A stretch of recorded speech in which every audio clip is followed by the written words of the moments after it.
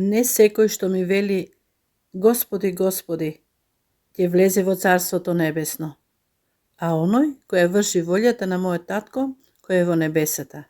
Матеј 7:21. Прашање.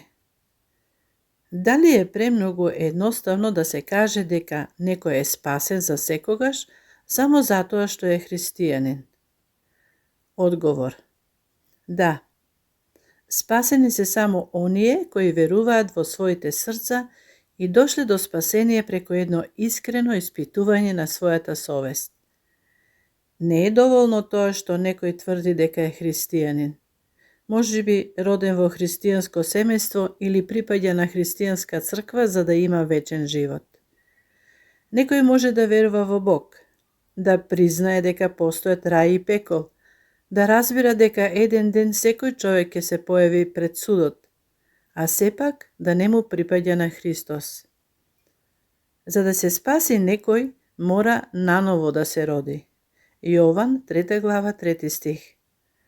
Ова значи да биде згрозен од гревот во неговиот живот, да разбере дека не може самиот да се ослободи од вината и дека поради тоа ја заслужува Божјата праведна казна.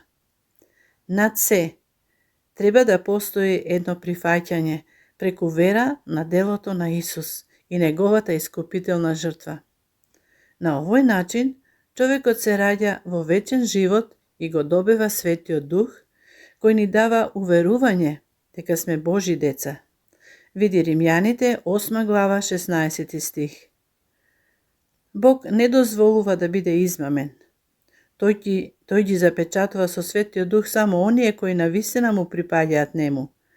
Види Ефесјаните 1:13. Мнозина се нарекуваат себе си христијани и тврдат дека го познаваат Бог.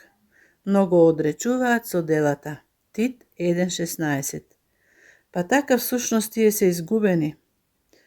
Исповедањето дека некој е христијанин мора да биде придружено со вистинско обраќање кон Бог и вера од се срце во Исус.